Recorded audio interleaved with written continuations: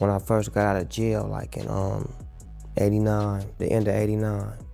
I didn't want to go back to jail. I wanted to do something with myself. Snoop Dogg survived the trenches, caught a murder case, and buried family members left and right. Yet, he came out on top as one of the most recognized figures in the game. Let's run it back and see how Calvin Broadus went from hustling on the block to staring down a life sentence in an LA courtroom. From the trenches to the brink.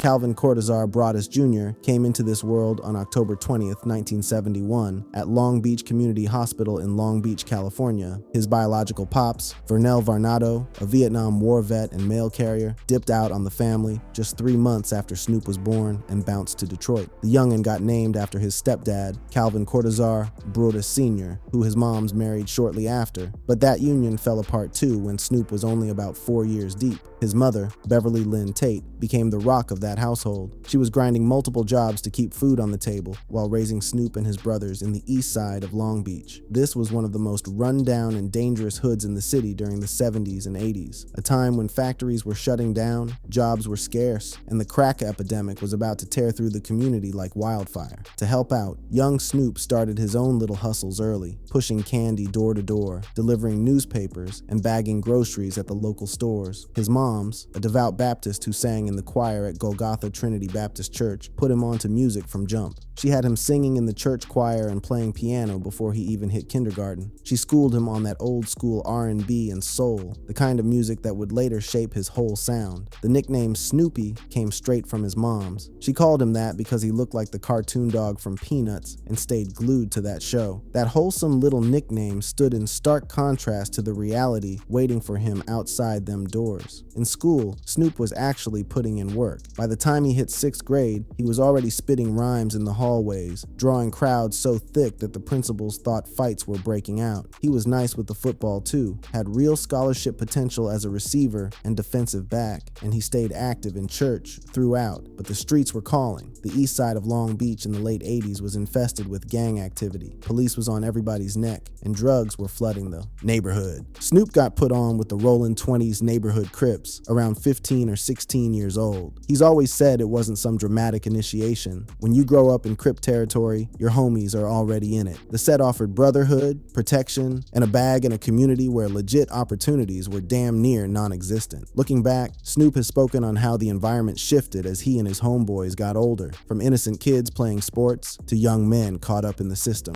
As a kid, it was cool because it wasn't too much violence.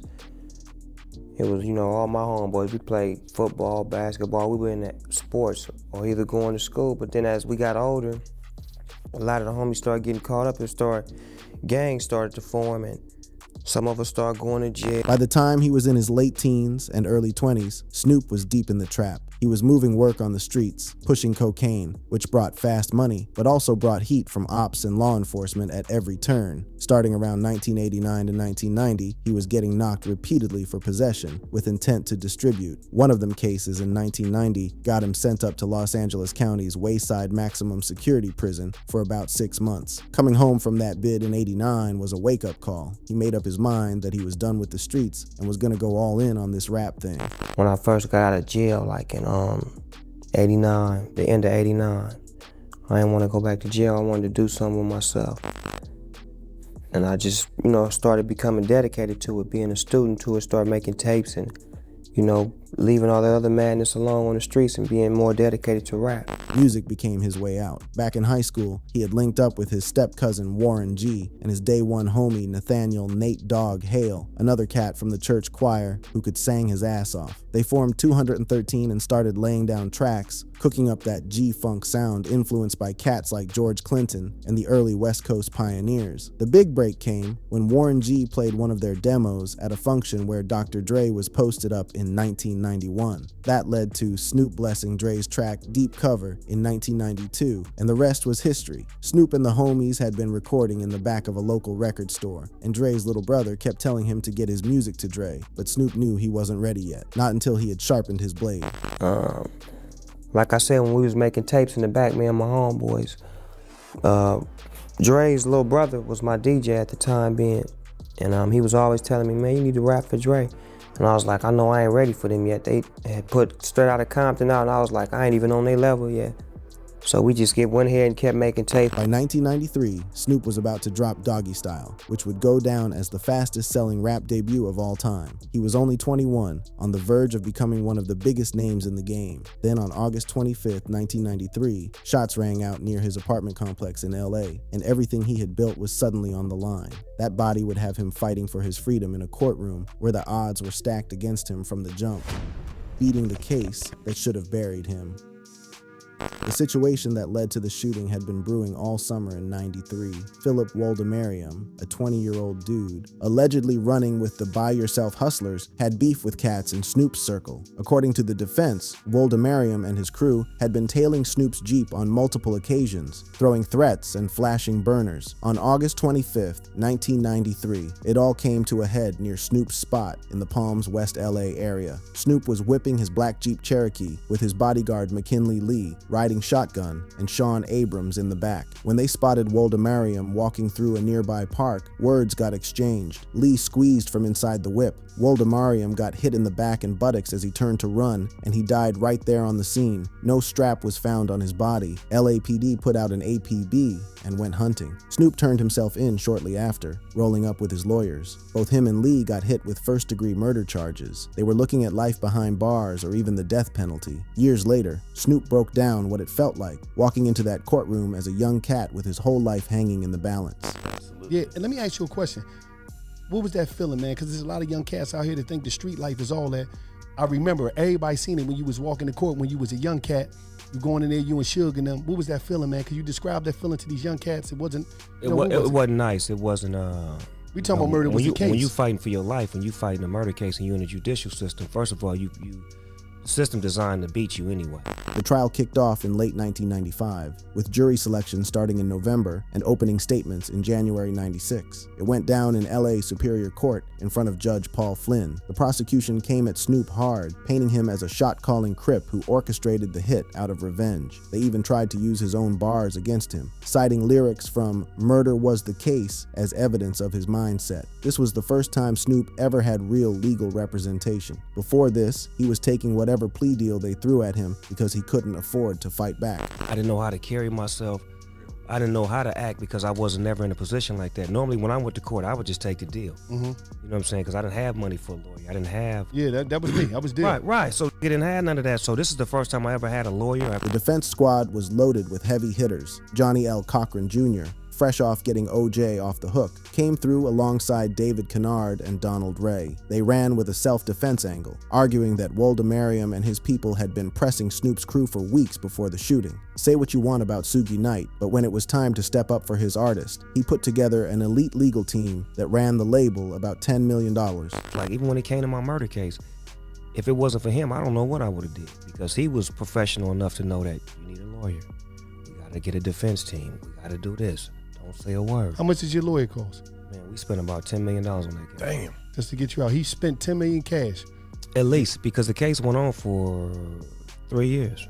The trial brought some game-changing tactics that courts had never seen before. Snoop's legal team put together video reenactments of the shooting, something that was unheard of at the time, to show the jury exactly how it went down. This was the first time that video reenactments was introduced in court.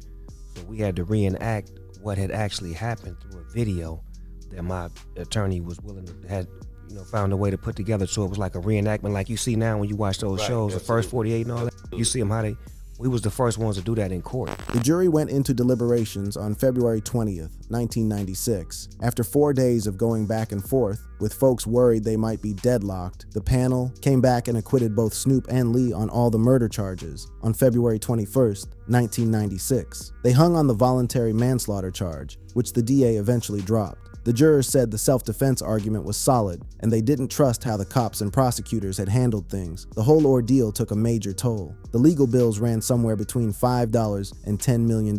On the emotional side, Snoop dealt with house arrest, constant death threats, and leaned harder on the weed to cope. He's talked about praying every night, fearing they might give him the needle, and going through a real spiritual transformation during that time. Through it all, he learned to take life one day at a time, because tomorrow wasn't promised to nobody. As a result, is it possible for you to kind of map out a future for yourself, or are you taking it like as it comes at the moment?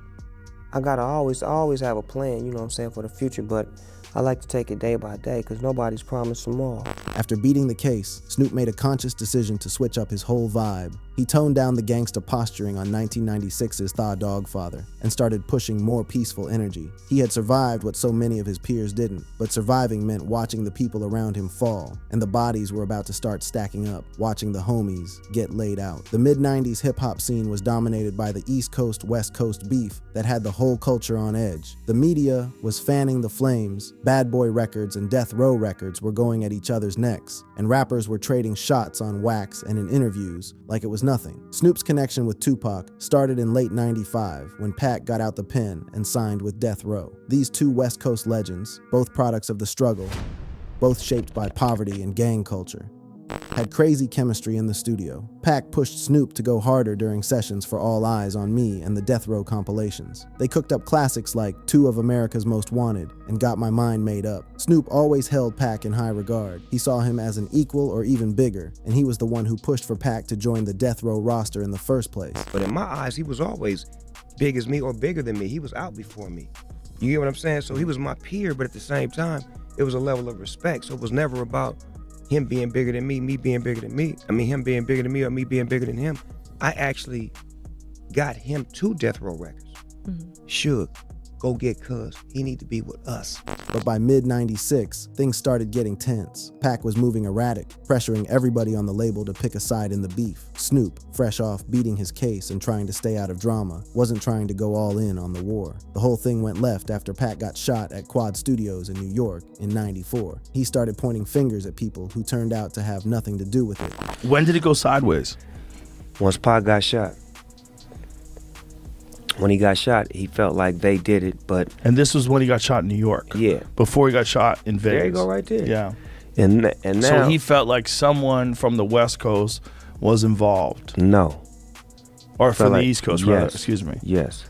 And later information came out that the people that he thought did it had nothing to do with it. Being on death row only threw more gasoline on an already blazing fire. The label's reputation and Suja's aggressive stance made the beef escalate instead of getting squashed. So by him accusing people of it, it kind of set things off. And then by him being bailed out by Death Row Records, and Death Row Records adding more gasoline to the fire, and him being a part of the most gangsterous label in the world that his opposition didn't want no issues with. Right. It only egged it on, as opposed to, let's find a resolution. No, let's keep making it more of a problem. On September 7, 1996, Pac took multiple shots in a drive-by out in Vegas after the Tyson fight. Snoop wasn't there that night. He had stayed back in LA. Pac held on for 6 days before passing away on September 13, 1996, at just 25 years old. Snoop rushed out to Vegas when he got the news and went to see Pac in the ICU. He's described seeing his homie all swollen up, tubes everywhere, unresponsive, and breaking down when he realized Pac wasn't gonna make it. That loss hit different. The survivor's guilt was real. Just 6 months later, on March 9, 1997, Christopher Wallace, the notorious B.I.G., got laid out in a drive-by in LA after leaving a Vibe magazine party. The hit looked just like Pac's, shots from a passing whip, still unsolved to this day. Snoop wasn't directly involved, but he felt the shockwaves. Both generals from opposite coasts were now gone within half a year of each other. The beef had turned from rap shit to real bodies. Snoop has said that losing Biggie broke the spirit of hip-hop. At the center of all this chaos was Death Row Records falling apart under Suge Knight. After Pac died, the label went into a tailspin. Money was missing, artists weren't getting paid, and the intimidation tactics were out of control. Snoop started having serious problems with Suge over creative differences, business disputes, and straight up feeling like his life was in danger. Even with all that, Snoop still gives Suge his props for what he did in those early days, for instilling that winner's mentality and pushing him to be great. He changed my life forever. Suge Knight was one of the best niggas I ever ran across in my life. For the simple fact that he was so honest, so real, so true, and so passionate about Death Row and about his artists and about us becoming who we are. And you know, I like to reflect on the great shit that he did. You know, everybody know about the bad shit, but the great shit he did was he instilled in me the power and the will to just be great. But real talk, Snoop has also said he feared for his life staying on that label. In 1998, he bought his way out of his death row contract, reportedly for $10-15 million, and linked up with Master P's No Limit Records. He's called that move the reason he's still breathing. Another devastating loss came when Nathaniel Nate, Dog Hale, passed away on March 15, 2011, at 41 years old from congestive heart failure after suffering multiple strokes in 2007-2008. Nate was Snoop's day one from 213, the hook god responsible for classics like Regulate, Ain't No Fun, and Area Codes. Snoop led the tributes at the 2011 BET Awards, calling Nate irreplaceable. In interviews since then, he's connected Nate's strokes to the health problems that would later hit his own family. The industry had taken so many of his people, but the hardest losses were still coming, and they would hit even closer to home. When death came knocking at home. By the 2000s and 2010s, Snoop had finally found some stability in his personal life after all that early chaos. He had locked in with his high school sweetheart Shantae Taylor Broadus, marrying her in June 1997. They had a brief split in 2004, but got back right. Together, they raised 4 kids, sons Cord, Cordell, and daughter Corey, plus son Julian Corey Broadus from a previous relationship. The 2010s brought family growth. Grandbabies were starting to come through, but also some heavy bereavements. In 2011, Snoop lost his uncle, Jerry Wesley Carter, to heart failure. It wasn't as publicized as the losses that came later, but it added to a pattern of health issues running through the family. The most heartbreaking loss of that decade was the death of his grandson, Kai Love Broadus. Born September 15, 2019, to Snoop's oldest son, Cord, and his girl, Jessica Kaiser, little Kai came into the world with serious complications. He passed away just 10 days later on September 25, 2019, at Children's Hospital, Los Angeles. The family never disclosed exactly what happened.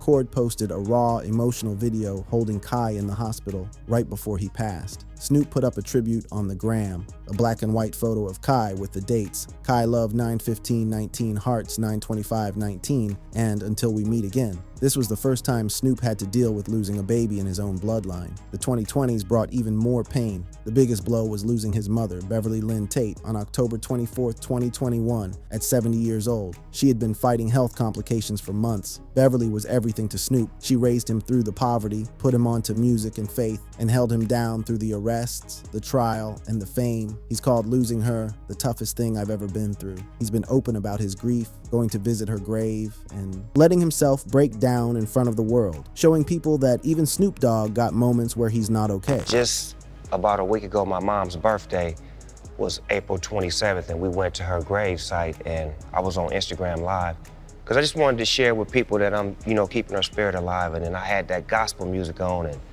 them damn songs came on, and I started crying. I'm like, uh-oh. Mama working on me right now. She's trying to show my vulnerability in front of everybody to show that I miss her. Those moments of public mourning became part of how he processes the pain, turning sadness into something he can share with others who understand the struggle. But I'm strong enough to cherish the moments that I had with her. So it went from tears of sadness to tears of joy to me and my brother conversing, and my kids was behind me. It turned into a beautiful day. But like those moments like that are moments I like to share with people, to show them that I'm normal, that I do have a moment where I do cry and I do feel like you feel, and I'm not always happy and I'm not always up. Early 2024 hit him with back-to-back crises. On January 18, 2024, his youngest daughter, Corey Broadus, only 24 years old, suffered a severe stroke while getting ready for her wedding. She was posting from the hospital bed on IG saying, "Like, I'm only 24, what did I do in my past to deserve all of this?" Corey had been dealing with lupus since she was 6 years old, and the stroke was connected to those underlying conditions made worse by stress. Snoop rushed to her side, posting prayers and support. By mid-2024, she had recovered enough to walk down the aisle, calling the stroke a wake-up call. Then just weeks later, February 2024, Snoop's half-brother Thomas Bing Worthington Jr. passed away suddenly at 44. Bing, who shared the same mother as Snoop, had been deep in his life, working as his tour manager, business partner, and one of his closest confidants. The cause of death was never made public. The timing crushed Snoop, losing his brother just months after burying his mother, while still dealing with his daughter's health scare. He's called 2024 one of the hardest years and leaned heavy on therapy and family to get through. Through all these heartbreaks, Snoop kept finding ways to push forward, turning his pain into purpose and his trauma into something that could help others. From the ashes to the empire, Through everything, the poverty, the gang life, the murder case, the dead homies, the family losses, Snoop Dogg kept reinventing himself. The gangsta rapper transformed into a multifaceted boss with cannabis brands, TV shows with Martha Stewart, 2024 Olympics commentary, and ownership of Death Row Records since 2022. Taking control of Death Row let him clean up the label's image and expand it into territories nobody had touched before. Now, you know what? It's important too for us to shout out Death Row because you have taken that mantle and Yes. you are waving that flag Yes. and doing movies and music and all of that. Me cleaning up the Death Row image, cleaning up the old way of business, giving it new departments, giving it Death Row Pictures, Death Row Games, Death Row Cannabis, and just expanding the brand, being lovable, being approachable, doing great business, and just doing some things that never been done with this label. That work ethic goes all the way back to his come up, selling candy, delivering papers, running the offense as quarterback, directing the play as point guard. The grind was never the issue. That was always his element. No, never the work. The work was always what I loved doing because as a kid, I sold candy, I sold newspapers, played football, played basketball, and it's always a work ethic that comes when you're on a team. And when I played football, I was the quarterback, so they depended on me. When I played basketball, I was the guard, so I had to run the show. He's been real about getting help for his mental health, dealing with the childhood trauma, the stress from the murder trial, the survivor's guilt from watching his homies die, and all the family losses piled on top. He's been hitting therapy once a week for 5 years straight. And that anxiety record's so hard. Like, Right. Because we go through that, right? Yeah. It feels like we all go through that, but it's starting to become cool to talk about. You know, if you said it maybe 5 years ago, people look at you like you crazy. And nobody wants the stigma of, I'm crazy. No, I just want some help. The Snoop Youth Football League, which he started back in 2005, has produced results that go way beyond what anybody expected. Not just ballers, but leaders making moves in every field. We've been around since 2005, and to this day, we have 47 kids that have made it to the NFL. 47. incredible. Yes, sir. And then we also have sheriffs, we have Rhodes Scholars, we have lawyers, doctors. We even had one of the kids that was head of education in the White House. Like, we got kids, women. I keep calling them kids because they were kids when they were in my but now league, they but grown we ups. have men and women who have come from my league that are doing some remarkable stuff outside of football. He also launched Snoop Youth Special Stars for kids with special needs, a program that means more to him than even seeing his players make the league. His evolution as a performer came from getting schooled by Charlie Wilson of the Gap Band, who taught him how to rock a stage proper during the Lollapalooza tour, how to command the crowd, set up his track list, and carry himself like a professional. I needed Charlie because Charlie was a professional. Yeah. And the Lollapalooza tour, I had to have a band. So that got me right by having a band, having him in the as the MD, and we had songs together from the Dogfather. And he showed me how to perform, how to take advantage of the crowd, how to look them in the eye, how to stay engaging with them, how to put my set list together where you don't play your biggest records first. His bond with Martha Stewart shows how he can connect across worlds that seem like they got nothing in common. They got business ventures, TV shows, and a real friendship that nobody saw coming. That's what I love about her, is that she got the same spirit that I have, as far as like, she's a hustler. And she ain't snitch neither. Nah, she a rider. You know what I'm saying? So Rolled out. it's crazy how people are so for each other and so belonging and deserving of each other, and we don't know it because we always put a wall up thinking that we can't. Like, I can't hang out with that person. They ain't the same color as me. Growing up and having kids changed everything for him. It made him want to make it home, to survive, to be present for his family. And then when you start having babies, like if you got a real good heart and you realize you brought something in this world, it's your responsibility to be better for your baby, and not just your baby, but the babies in the world. Because when you blessed with a baby, you see what the world is dealing with when they have a baby. Now as a grandfather, he moves different than he did as a father. Softer, more protective, less tough love. I say with my grandkids, I do a lot of things that I didn't do for my kids, and I'm more like softer on them because I feel like they're precious. With my kids, I was hard on them. And I'm like, man, was I wrong or right for that? Because the way I was raised, you know, you're supposed to put your kids in positions to understand that life is real. You don't want to set them up for nothing that's fake. At 54 years old, Snoop Dogg is still putting in work. His album, Is It a Crime?, addresses recent controversies while showing off the musical range he developed over 3 decades. Having his hands free from all those contractual situations finally let him explore every style of music he loves. I think once I was able to have my hands free from all of the situations that I had been in, whether it was death row, no limit, me just being by myself, solo as an artist, just wanting to do different styles of music. Like, I love music. I love every form of music. And like I was saying, if I adore you as a musician and I love your music, I'm going to reach out. And if I love the style of music or the genre of music, I'm gonna try it. The tragic fate of Snoop Dogg ain't that he took L's, it's that he survived them all. He outlasted the streets, outlasted the case, outlasted his homies, and keeps outlasting everybody's expectations. Every loss carved something out of him, and every time, he filled that void with something new. Music, family, business, giving back to the community. The same cat who thought he was gonna get the death penalty in an LA courtroom now owns the label that almost destroyed him. The kid who was out the bag selling tapes on a bike now sends kids to the NFL. The rapper who watched Pac flatline in a Vegas hospital now mentors the next generation coming up. His fate was tragic. What he did with it was legendary. Thanks for watching. If you had a good time, keep the adventure alive by clicking on one of the suggested videos on your screen right now for more amazing content.